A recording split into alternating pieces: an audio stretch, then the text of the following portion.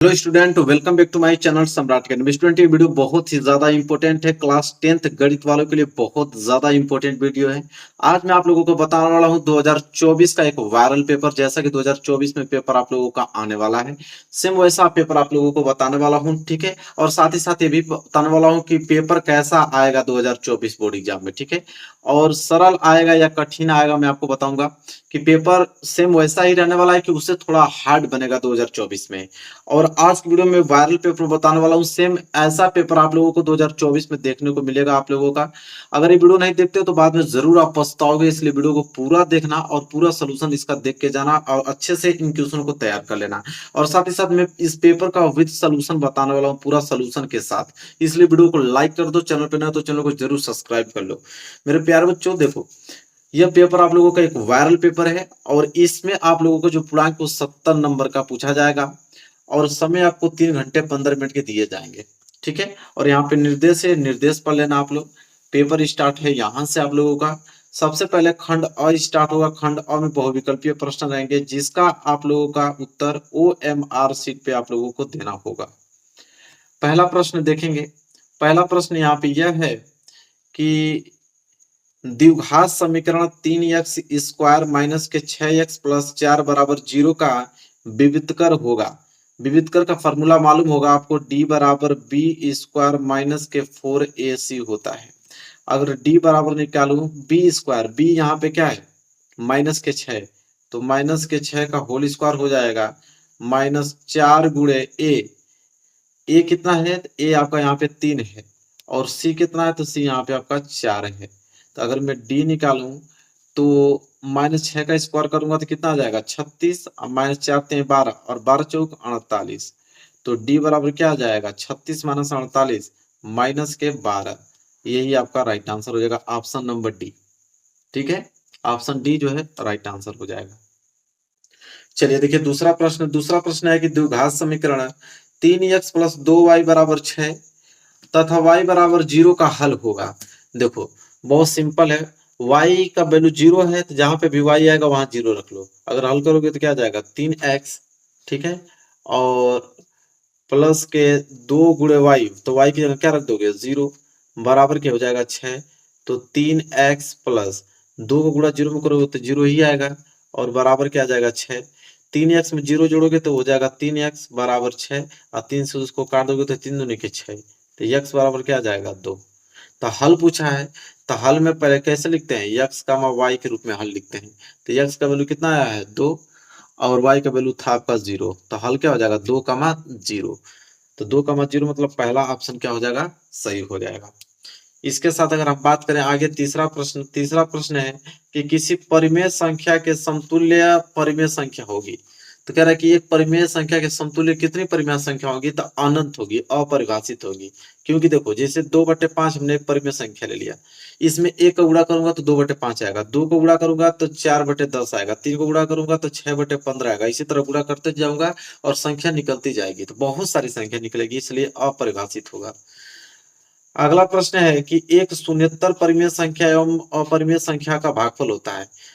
तो शून्येतर परिमेय संख्या मतलब शून्य को छोड़ाकर कोई परिमेय संख्या, अगर उसमें हम अपरिमेय संख्या का भाग देंगे तो क्या आएगा, ठीक है। तो हमेशा आपका अपरिमेय संख्या आता है, हमेशा आपका यह आता है अपरिमेय संख्या। कोई अगर मैं परिमेय संख्या ले लेता हूँ, परिमेय संख्या, अगर उसमें हम भाग दूं, अपरिमेय संख्या का भाग दूंगा तो हमेशा आपका अपरिमेय संख्या ही आएगा। चलो पांचवा प्रश्न देखो। किसी संख्या का 1/3 भाग 21 के बराबर है तो वो संख्या, तो मान लेते हैं वो संख्या x है। अगर इसका 1/3 भाग निकालेंगे तो 1/3 कितना के बराबर है, 21 के बराबर है, ठीक है। तो काट दो, 3 साते, अरे यहाँ पे गुणा हो जाएगा ना, x बराबर 21 गुणे 3, तो 21×3 = 63, ऑप्शन सी, बात खत्म। छठवां प्रश्न देखो क्या है कि त्रिभुज एबीसी में ए बी बराबर 6 कड़ी में 3, ए सी बराबर 12 और बी सी बराबर 6, तो बी का मान होगा। मतलब कह रहा है कि अगर त्रिभुज एक हम बना देते हैं, इसका नाम रख लेते हैं ए बी सी, और ए बी का वैल्यू दिया है 6 कड़ी में 3, ठीक है। और बी सी का वैल्यू दिया है 6 और ए सी का वैल्यू 12 दिया है। तो पूछ रहा है ये कोण कितने अंश का होगा, तो ये कोण 90 अंश का होगा, क्योंकि इसमें पाइथागोरस प्रमेय लगेगा। कर्ण स्क्वायर बराबर लंब का स्क्वायर प्लस आधार का स्क्वायर। जब इसको निकालोगे तो दोनों बराबर आएगा, तो दोनों बराबर आएगा तो मतलब कि पाइथागोरस नियम फॉलो कर रहा है, मतलब b जो है 90 अंश होगा। ठीक है, चलो सातवां देख लो क्या है। यदि दो गोलों के आयतनों का अनुपात 27 संबंधी 64 है तो उनके पृष्ठीय क्षेत्रफलों का अनुपात होगा। बहुत सिंपल है मेरे प्यारे बच्चों, आराम से गोलों के आयतनों का अनुपात फार्मूला रख के वहां पे त्रिज्या निकाल लेना, फिर गोले के वक्र पृष्ठीय क्षेत्रफलों का फार्मूला रख के उसका अनुपात निकाल लेना। जब अनुपात निकालोगे तो 16 संबंधी 9 आएगा। बहुत सिंपल प्रश्न है, जब इसको हल करोगे तो आपको समझ में आ जाएगा तुरंत। इसके बाद आठवां प्रश्न देखो, यदि कुछ प्रेक्षणों के बहुलक तथा माध्य 45 27 है तो माध्यिका क्या होगा। देखो यहाँ पे बहुलक, बी से बहुलक हम लिखते हैं, बहुलक 45 दिया है, एम मतलब माध्य आपको कितना दिया 27, माध्यिका पूछा है। तो माध्यिका पूछा है तो फार्मूला एक चलता है, मैं फार्मूला यहाँ पे लिख देता हूँ कि बहुलक बराबर, यहाँ पे शॉर्टकट लिख देता हूँ, बी से बहुलक, ठीक है, बहुलक बराबर 3 गुणे माध्यिका, माध्यिका को एम ए से लिख देता हूँ माध्यिका, माइनस 2 गुणे माध्य, माध्य को एम से लिख देता हूँ। शॉर्टकट आप लोग समझ लेना। ठीक है, जब इसमें हल करोगे आप बस फार्मूले में रख दो, बी का बहुलक की जगह 45 रख लो और यहाँ पे आपको क्या दिया है, माध्य दिया है। ठीक है, समांतर माध्य, ये 3 गुणे माध्यिका अब माइनस 2 गुणे माध्य, माध्य कितना है 27 है। ठीक है, जब यहाँ पे रखोगे तो हो जाएगा 45 बराबर 3 गुणे माध्यिका और 27 दूना के 54, यही आके जुड़ जाएगा, तो जुड़ेगा तो कितना हो जाएगा 99 बराबर 3 गुणे माध्यिका, 3 से कटा दो तो 33 गुणे क्या आ जाएगा माध्यिका, अब माध्यिका ही पूछा है तो 33, बात खत्म, बी वाला ऑप्शन सही हो जाएगा। अगला है कि समीकरण एक्स स्क्वायर माइनस के 2x प्लस 1 बराबर 0 के मूल होंगे। तो देखो गुणनखंड विधि से हल कर देना, जब गुणनखंड विधि से हल करोगे तो इसका हल आएगा 1 का मा 1, मतलब x का वैल्यू 1 आएगा, x का वैल्यू 1 आएगा। ठीक है, गुणनखंड विधि से हल करके देख लेना, 1 का मा 1 आएगा, तो 1 का मा 1 का मतलब कि पहला वाला ऑप्शन सही हो जाएगा। ठीक है, 10वां प्रश्न देखिए, 10वां प्रश्न क्या है कि यदि दो समरूप त्रिभुजों की भुजाएं 4 संबंधी 7 के अनुपात में है तो इन त्रिभुजों के क्षेत्रफलों का अनुपात। तो जब भी क्षेत्रफलों का अनुपात पूछता है ना तो बस आप इसका वर्ग कर दो। ठीक है, तो 4 का वर्ग करोगे तो 16, 7 का वर्ग करोगे तो 49, बात खत्म, तो 16 संबंधी 49 हो जाएगा। आगे हम बात करें 11वां प्रश्न, यदि एक वृत्त का क्षेत्रफल तथा परिमाप संख्यात्मक रूप से समान है तो उस वृत्त की त्रिज्या। देखो एक वृत्त का क्षेत्रफल, ठीक है, तो वृत्त का क्षेत्रफल क्या होता है पाई आर स्क्वायर बराबर है परिमाप क्या, परिमाप क्या होता है 2 पाई आर होता है। तब पाई से पाई कैंसिल, एक आर से ये आर कैंसिल, इधर बच गया आर बराबर 2, मतलब त्रिज्या कितना होगा 2 मात्रक, बात खत्म। 12वां प्रश्न है, वो बड़ी से बड़ी संख्या जिसमें 125 और 70 को विभाजित करने पर शेषफल 8 और 5 प्राप्त हो, तो वो संख्या कौन सी है, तो वो संख्या 13 है, सिंपल दिख रहा है। ठीक है, 13 5 65, तो शेषफल क्या बच जाएगा 5, और 13 9 117, तो शेषफल क्या बच जाएगा 8। चलो 13वां प्रश्न देखो, यदि समीकरण दिया हुआ है और उसका एक मूल दिया है तो के का मान पूछ रहा है, तो जहां पे भी x है वहां पे -2 रख लो, तो हो जाएगा -2 का स्क्वायर करोगे तो 4 आ जाएगा, आइए हो जाएगा आपका के गुणे -2, तो हो जाएगा आपका -2 गुणे के हो जाएगा, इधर हो जाएगा -6 बराबर 0, तो हो जाएगा 4 माइनस के 2 के और माइनस के 6 बराबर 0, तो यहाँ पे घटाओगे तो क्या हो जाएगा -2 फिर -2 के बराबर 0, तो -2 बराबर -2 के उधर जाएगा तो +2 के, ठीक है, तो काट दो, तो -1 बराबर के बराबर -1 आ जाएगा, मतलब सी वाला ऑप्शन सही हो जाएगा। अगला प्रश्न देखो, यदि समचतुर्भुज के विकर्णों की लंबाई 12 सेंटीमीटर 16 सेंटीमीटर है तो इस समचतुर्भुज के भुजाओं की लंबाई क्या होगी मेरे प्यारे बच्चों। तो बहुत सिंपल है, जब इसको हल करोगे तो 10 सेंटीमीटर भुजाओं की लंबाई आएगा, क्योंकि एक समचतुर्भुज बना लेना, इसको विकर्ण कर लेना, अगर ये 16 है तो ये 8 है 8 होगा, ये 12 है तो ये 6 6 होगा, कोई भी एक त्रिभुज मान लो, तो ये लंबी भुजा मान लो कर्ण है, लंब का स्क्वायर प्लस आधार का स्क्वायर, तो 64 और 36 100 और 100 का वर्गमूल 10 होता है, सिंपल। चलो 14वां प्रश्न भी हो गया। आगे हम बात करें तो अगला प्रश्न आपका है 15वां कि यदि साइन थीटा बराबर कॉस थीटा तो थीटा का वैल्यू बताइए जो 0 अंश हो सकता है या 0 अंश से बड़ा, 90 अंश हो सकता है या 90 अंश से छोटा। ठीक है, तो इसका क्या होगा आंसर, क्वेश्चन नंबर 15वां का बहुत सिंपल है मेरे प्यारे बच्चों, आराम से हल कर दोगे। जैसे ये आपका साइन थीटा, कॉस थीटा का चेंज कर दो, कॉस थीटा का लिख सकते हैं हम साइन 90 माइनस थीटा, तो साइन से साइन कैंसिल, तो थीटा माइनस थीटा इधर आएगा था प्लस थीटा, तो थीटा थीटा मिलकर 2 थीटा बराबर कितना हो जाएगा 90, 2 से कटा दो 45 बार में थीटा बराबर 45 अंश आ जाएगा। 16वां प्रश्न देखो, संख्या 144 के भाज्य गुणनखंडों की घातों का एक फल। जब 144 का भाज्य गुणनखंड करोगे तो आएगा 2 पे पावर 4 गुणे 3 पे पावर 2 आएगा। घातों का अनुपात, इसका घात 4, इसका घात 2, तो 4 2 6, सी वाला ऑप्शन सही हो जाएगा। फिर कह रहा है कि बिंदु -3 का माप 5 की y अक्ष से दूरी होगा। ठीक है, तो y अक्ष से दूरी -3 होगा। ठीक है, -3। चलिए आगे बढ़ते हैं, क्योंकि y अक्ष से दूरी क्या हो जाएगा, ये वाला x अक्ष से दूरी 5 हो जाता है। 18वां प्रश्न देखो क्या है। 18वां प्रश्न है कि किसी बारंबारता बटन का माध्य 24.1 बहुलक कितना दिया था, माध्यक। अभी हमने फार्मूला बताया है, उसी फार्मूला पे रखना है। आंसर आपका आ जाएगा 25.4। फार्मूला बताया हम ना, बस उसी पर रखना तो है वैल्यू। लो फार्मूला भी आ गया। 19वां प्रश्न कि माध्य के बहुलक के बीच संबंध होगा। तो क्या संबंध अभी हमने बताया कि बहुलक बराबर 3 गुणे माध्यक माइनस 2 गुणे माध्यक। बी वाला ऑप्शन क्या हो जाएगा, आपका सही आंसर हो जाएगा। चलो 20वां प्रश्न देखो, दो वृत्तों के व्यासों का अनुपात अगर 4 संबंध 9 है तो वृत्तों की परिधियों का अनुपात क्या होगा। तो देखो वृत्तों की परिधियों का अनुपात भी वही आप लोगों का होगा, 4 संबंध 9 होगा। निकाल के देख लेना। अब यहां से खंड ब स्टार्ट है। अब खंड ब में आपका 50 नंबर का वर्णनात्मक प्रश्न आएगा। ठीक है, ये सारे प्रश्न बताए गए हुए हैं। क वाला, सिद्ध कीजिए कि करड़ी में 2 एक परिमेय संख्या नहीं है। बहुत बार सिद्ध कर चुका हूं, जाके देख सकते हो, पूरा वीडियो पड़ा हुआ है। इसके बाद देखो, त्रिभुज पी क्यू आर में कोण क्यू जो है 90 अंश, यदि टेन पी बराबर 1/करड़ी में 3 है तो sine P cos R plus cos P sine R का मान। देखो त्रिभुज पहले बना लेना, क्यू को 90 अंश कर लेना। ठीक है, 10p का वैल्यू दिया है।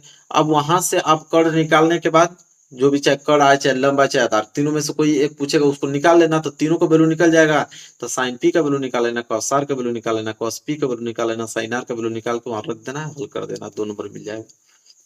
ठीक है, इतना नहीं कर पाओगे तो क्या कर पाओगे। द्विघात समीकरण आपको दिया है, मूल पूछा है, गुणनखंड विधि से हल कर लो, बात खत्म, 2 नंबर। फिर है कि बिंदुओं ए का निर्देशांक दिया है, बी का निर्देशांक, उसको जोड़ने वाले रेखाखंड की लंबाई बताइए, मतलब 2 बिंदुओं के बीच की दूरी का सूत्र लगाना, 2 नंबर आपको मिल जाएगा। फिर है कि यदि एक व्यास 1 सेंटीमीटर वाली 8 सेंटीमीटर लंबे तांबे की छड़ को पिघलाकर एक समान मोटाई वाली 18 सेंटीमीटर लंबी एक छड़ के रूप में पुनः डाला जाता है, तो छड़ की मोटाई, सिंपल है, उसका आयतन इसके आयतन के बराबर कर देना।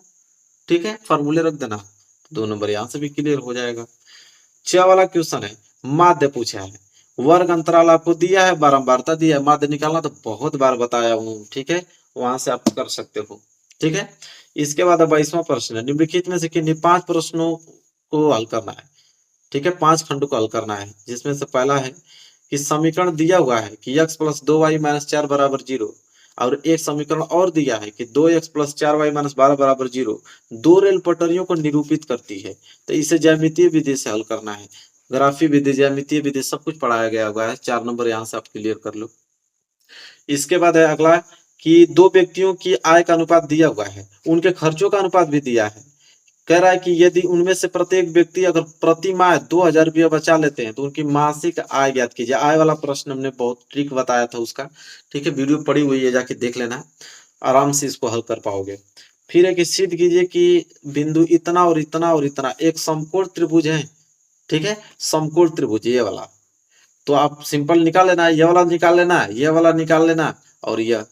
ठीक है, मतलब इन दो बिंदुओं के बीच की दूरी का सूत्र लगाकर ये वाला वैल्यू निकाल लेना, फिर इन दोनों बिंदुओं के बीच की दूरी सूत्र निकाल के ये वाला निकाल लेना, फिर इन दोनों बिंदुओं के बीच की दूरी सूत्र निकाल के ये लगा लेना, फिर पाइथागोरस नियम लगा के देख लेना है। अगर बराबर हो रहा है, कर्ण स्क्वायर बराबर लंब का स्क्वायर प्लस आधार का स्क्वायर, तो समझ लो कि सिद्ध हो गया कि समकोण त्रिभुज है। चलो इसके बाद कह रहा है कि चित्र देखो, चित्र में ओ ए गुणे ओ बी, देखो ओ ए गुणे ओ बी बराबर ओ सी गुणे ओ डी। सिद्ध क्या करना है यहाँ पे कि कोण ए जो है कोण सी के बराबर है, ये वाला कोण ए कोण सी के बराबर है, और कोण बी जो है कोण डी के बराबर है, यह कोण बी कोण डी के बराबर है। ठीक है, तो संरचना वाला में जो सिद्ध करने वाला आता है वो भी हमने बताया हुआ है। ठीक है, इसको आप लोग कर लेना, 4 नंबर मिल जाएगा आप लोगों को। इसके बाद है कि भूमि के एक बिंदु P से एक 10 मीटर ऊंचे भवन के शिखर का उन्नयन कोण 30 अंश है।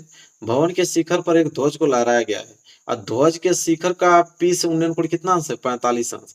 तो ध्वज दंड की लंबाई तथा बिंदु P की भवन दूरी से ज्ञात कीजिए। 4 नंबर बुक में जाएंगे और त्रिकोणमिति के अनुप्रयोग में तुरंत क्वेश्चन आप लोगों को देखने को मिलेगा, बुक का ही क्वेश्चन है, ठीक है, मिल जाएगा आपको। यदि निम्नलिखित आंकड़ों का माध्यक दिया हुआ है, बारंबारताओं का योगफल भी दिया है 100, तो पूछ रहा है कि x और y का मान ज्ञात करो। वर्ग अंतराल और बारंबारता यहाँ पे दिया हुआ है। देखो यह वर्ग अंतराल है, यह बारंबारता है, लिख देता हूँ, यह बारंबारता है और यह आपका वर्ग अंतराल है, वर्ग अंतराल। तो डाटा पूरा आपको मिल गया है, बस आपको वैल्यू निकालना है इसका। एक बार देख लो इसको अच्छे से। इसके बाद 23वां प्रश्न देखो कि एक शंकु का छिन्नक 45 सेंटीमीटर है और यदि इसके सिरों की त्रिज्या 28 सेंटीमीटर और एक 7 सेंटीमीटर है, तो आयतन का फार्मूला लिखना आराम से आ जाएगा। वक्र पृष्ठ का क्षेत्रफल का फार्मूला लिखना, रखना, वैल्यू आ जाएगा संपूर्ण पृष्ठीय क्षेत्रफल, ठीक है। आप पाई का वैल्यू 22/7 रखना है, बस फार्मूला का खेल है। तीनों का फार्मूला लिख के बस वैल्यू पुटअप कर देना, तीनों निकल जाएगा। अगर वो क्वेश्चन नहीं आता है तो अथवा करके एक और ऑप्शन दिया है कि एक 4 सेंटीमीटर त्रिज्या वाले वृत्त के त्रिज्यखंड का क्षेत्रफल ज्ञात कीजिए, जिसका कोण कितना है 30 अंश, और साथ ही संगत दीर्घ त्रिज्यखंड का भी क्षेत्रफल यहाँ पे ज्ञात करने के लिए पूछा है। ये भी बहुत सिंपल है, छठा क्वेश्चन, सारे बुक के क्वेश्चन से आपको आसानी से मिल जाएगा। हालांकि दोनों में से कोई एक ही आपको करना है। 24वां प्रश्न देखो, एक 10 सेंटीमीटर रेखाखंड को 3 संबंधित 2 के अनुपात विभाजित करना। रचना का क्वेश्चन बहुत सिंपल है, ठीक है। 3 संबंधित 2 के अनुपात में विभाजित करना किसी एक रेखा को, और रेखाखंड कितने सेंटीमीटर का है 10 सेंटीमीटर का, अथवा करके दिया है। अगर वो प्रश्न नहीं कर पाते हो तो ये वाला प्रश्न कर लेना कि यदि BL और CM एक समकोण त्रिभुज ABC की क्या है माध्यिका, और जिसका कोण A जो है 90 अंश है, तो सिद्ध करना है कि 4BL square plus CM square बराबर 5BC स्क्वायर। 6 नंबर का क्वेश्चन, बुक का क्वेश्चन है, जाके बुक में इसको ढूंढना तो तुरंत आप लोगों को मिल जाएगा, क्वेश्चन बैंक में भी दिया गया है ये। इसके बाद लास्ट प्रश्न है 25वां कि निम्नलिखित समीकरणों को x और y के मान ज्ञात कीजिए। दोनों क्वेश्चन बहुत इंपॉर्टेंट है। रैखिक समीकरण युग्म बनाकर किसी भी समीकरण को कैसे हल करते हैं, वही वाला क्वेश्चन है। इसको अलग कर देना, ये हो जाएगा 30 गुणे 1/x माइनस वाई। इसी तरह अलग कर देना है x minus y, x plus y, सबको अलग ले लेना, ठीक है। उसके बराबर कोई वैल्यू मान लेना। अथवा अगर ये नहीं कर पाते तो ये कर लेना, यदि किसी भिन्न के अंश में अगर a घटा दिया जाए तो वह 1/3 हो जाती है। यदि उसके हर में 8 जोड़ दिया जाता है तो वो 1/4 हो जाता है, तो वो भिन्न ज्ञात करो। मतलब मान लो कि वो भिन्न आपका x/y है, तो उसमें कह रहा है कि अंश में 1 घटाया जाता है, तो अंश में 1 घटाया जाता है, ठीक है, तो वो कितना हो जाता है 1/3। फिर कह रहा है कि भिन्न वही है x/y। अब की बार हर में 8 जोड़ा जाता है, तो इसमें हर में 8 जोड़ देंगे तो वो भिन्न हो जाता है 1/4। अब दोनों को अलग अलग समीकरण को हल कर लेना, भिन्न निकल जाएगा आप लोगों का। पेपर पूरा हमने एकदम आप लोगों को कंप्लीट बता दिया, पूरा का पूरा। यही पेपर आप लोगों का इंपॉर्टेंट है और यही पेपर आप लोगों के आने वाले हैं एग्जाम 2024 में। सेम पेपर देखने को मिलेगा, वायरल पेपर है, इसका आप लोग जरूर से पूरा का पूरा सोल्यूशन तैयार कर लेना, ठीक है। वीडियो को लाइक कर दो, चैनल पर ना तो चैनल को जरूर सब्सक्राइब कर लेना। मिलेंगे नेक्स्ट वीडियो में, तब तक के लिए धन्यवाद।